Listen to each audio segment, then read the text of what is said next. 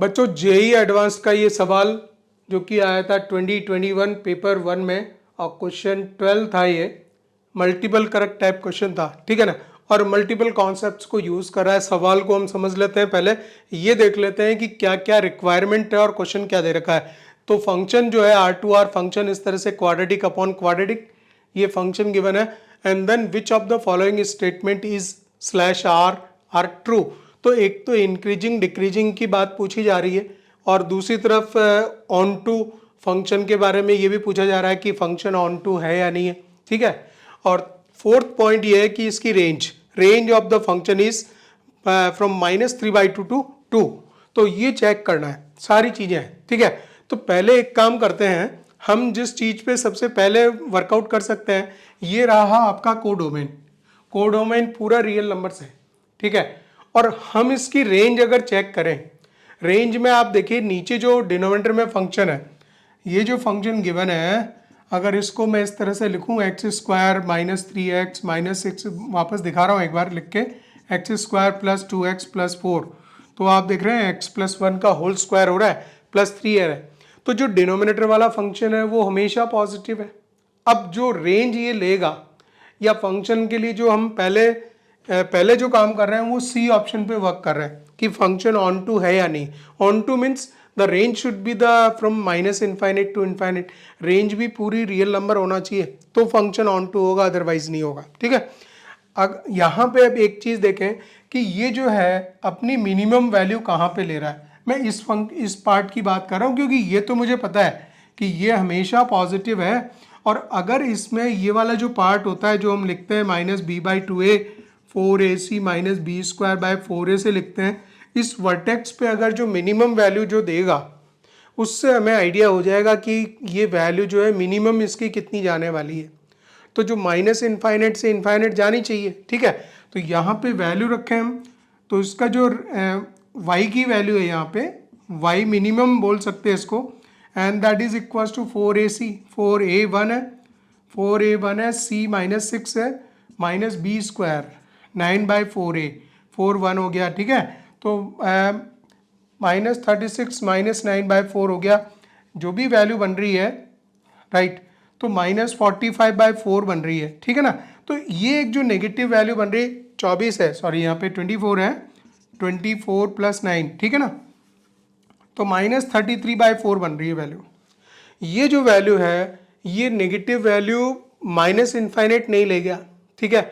It means इसकी जो range है वो -∞ तक नहीं जा रही। यहाँ पे जो क्वाड्रेटिक है न्यूमरेटर का वो ही मिनिमम वैल्यू जो है -33/4 ले रहा है। ये चाहे कुछ भी ले ले ये पॉजिटिव वैल्यू ही लेगा, तो अल्टीमेटली -∞ नहीं जाएगा। So x never tends to, x is not equal to -∞। x की इसकी जो रेंज है fx की, fx कभी भी -∞ नहीं लेगा। It means it is not onto, so it's a into function. और इस तरह से हमारा सी ऑप्शन इसमें गलत हो जाता है। देखिए ये तो हमने एक चीज काम कर लिया सी ऑप्शन पे कि f ऑन टू नहीं है।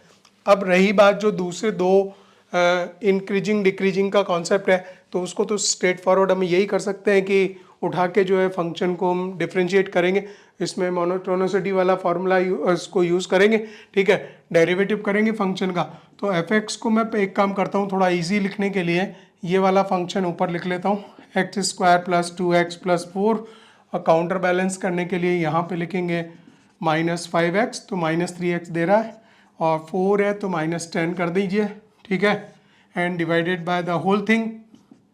इसे मुझे डिफ्रेंशिएट करना पड़ेगा और मैं चाहता हूँ कि थोड़ा सा ये शॉर्ट हो। तो देखिए ऊपर वाला पार्ट जो है इससे से डिवाइड करेंगे तो 1 आएगा, और यहाँ पे भी अगर आप लिखना चाहो तो माइनस कॉमन ले लो वाले खाली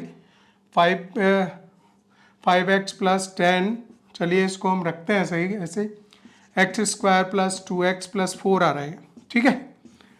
अब इसको डिफ्रेंशिएट करना आसान रहेगा। तो इसका डेरिवेटिव आपने किया तो 1 का 0 आया, ये माइनस तो पूरा पूरा बाहर ही रहने वाला है, x² + 2x + 4 v इंटू इसका डेरिवेटिव, यहाँ 5 आएगा, -5x + 10 आएगा, और इसका डेरिवेटिव 2x + 2, ठीक है, divided by x square plus this is 2x plus 4 whole square, ये हमने डेरिवेटिव कर दिया माइनस, ठीक है। इसको आप लिख सकते हैं 5x square plus 10x plus 20, और ये हो जाएगा आपका 5 टू या 10 स्क्वायर, 10x स्क्वायर माइनस का 10x स्क्वायर, 5 टू या 10x स्क्वायर माइनस 10x और दिस इज 20x माइनस का 20x एंड माइनस का 20, ठीक है, सभी माइनस में रहने वाले हैं। एंड एक्स स्क्वायर ये जो डिनोमिनेटर है तो ये तो सेम रहेगा, this is D R same, right. So minus of this is minus 5x square और 10x कट हो गया यहाँ पे, माइनस 20x बच रहा है, माइनस 20x, ये 20 कैंसिल हो गया तो ये वैल्यू आ रही है, ठीक है। जो माइनस से मल्टीप्लाइड है तो उसको लिख सकते हैं फिर, so that can be written as this is denominator same 5x square plus 20x बचा, और नीचे जो है x square plus 2x plus 4 का स्क्वायर आ जाएगा। 5x अगर हम कॉमन लेंगे तो हमें x प्लस 4 मिलेगा, right, and x square plus 2x plus 4 का स्क्वायर हो जाएगा, ठीक है। हमें यहाँ तक की वैल्यूज़ मिल चुकी है।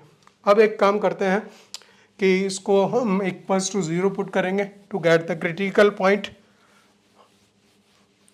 फर्स्ट डेरिवेटिव जो टेस्ट फर्स्ट टाइम डिफरेंशिएट किया एफ डैश एक्स लिखा है, f dash x equals to 0 place करते हैं तो क्रिटिकल पॉइंट यहाँ पे मिलने वाले हैं। यहाँ पे देखिए डिनोमिनेटर पॉजिटिव है, डिनोमिनेटर हमेशा ही पॉजिटिव रहने वाला है, तो यहाँ से जो क्रिटिकल पॉइंट मिलेंगे इन वैल्यूज़ की न्यूमरेटर की 0 पुट करेंगे तो यहाँ पे एफ डैश एक्स 0 में आपको मिल रहा है एक तो -4 0, राइट, यही दो पॉइंट्स हैं।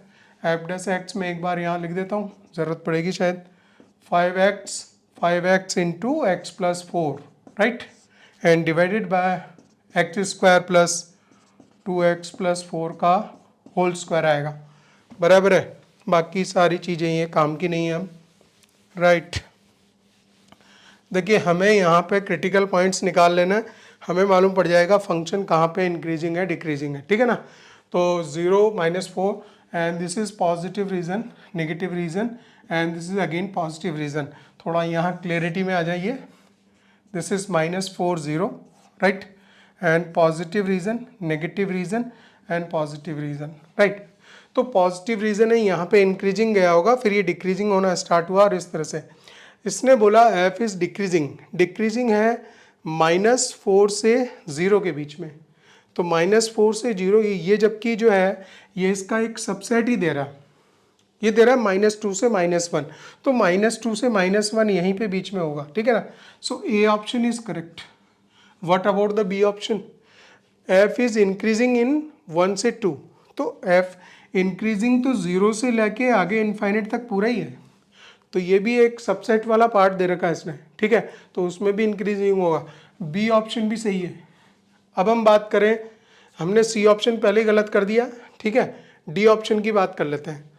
डी ऑप्शन में क्या है कि जो क्रिटिकल पॉइंट इसने लिए थे -4 0 पे, तो यहाँ पे एक चीज़ देखिए, ये फंक्शन इंक्रीज होते हुए आया, तो ये डेफिनेटली ऐसे इंक्रीज अगर होते हुए आया तो पीछे से जहाँ और तो कहीं है नहीं जगह, वहाँ क्रिटिकल पॉइंट इधर नहीं मिलेगा, तो ये फंक्शन ऐसे इंक्रीज होगा, ठीक है, इसको कट नहीं करेगा और उसके बाद डिक्रीज होना चालू होगा और फिर ये इंक्रीज होगा। इस तरह से था 0 पे इसके यहाँ पे क्रिटिकल पॉइंट्स हैं जिसपे कि ये टर्न लेगा ग्राफ, अप टू -4 तक इंक्रीज करेगा, फिर डिक्रीज करेगा कंटिन्यूस 0 तक, और 0 से इनफाइनाइट तक फिर कंटिन्यूसली इंक्रीज करेगा, ठीक है। हम एक काम करते हैं, इस ग्राफ पे 0 पे और -4 पे इसकी फंक्शन की वैल्यू निकाल लेते हैं। f0 आप निकालोगे, f0 आएगा -6/4 जो कि -3/2 है। f-4 निकाल लेता हूँ मैं, और f-4 का मतलब हो गया 16 + 12 and -6 divided by this is 16 -8 and +4, ठीक है ना। तो ये हो गया आपका +6, 16 6 22 और डिवाइडेड बाय प्लस का 6 बचेगा, तो ठीक है, and this is -4, so this is 12, ठीक है। तो ये वैल्यू आ जाएगी आपका -4 हुआ ना, -4, सो दिस इज सिंपली 12, सो 11/6 आ रही वैल्यू। तो इसकी जो रेंज आ रही है वो आ रही है हमारी -3/2 से लेके 11/6 तक, जबकि इसने दिया हुआ है 2 तक, ठीक है। तो ये गलत हो जाएगा, 11/6 राइट रेंज है, ठीक है। So D option is also wrong, तो यहाँ पे डी ऑप्शन भी गलत हो जाता है। तो इस तरह से जो मल्टीपल करेक्ट ऑप्शन में जो क्वेश्चन दिया था इसमें 2 ही ऑप्शन राइट है, ए ऑप्शन और B option, A and B, these 2 options are correct here, ठीक है।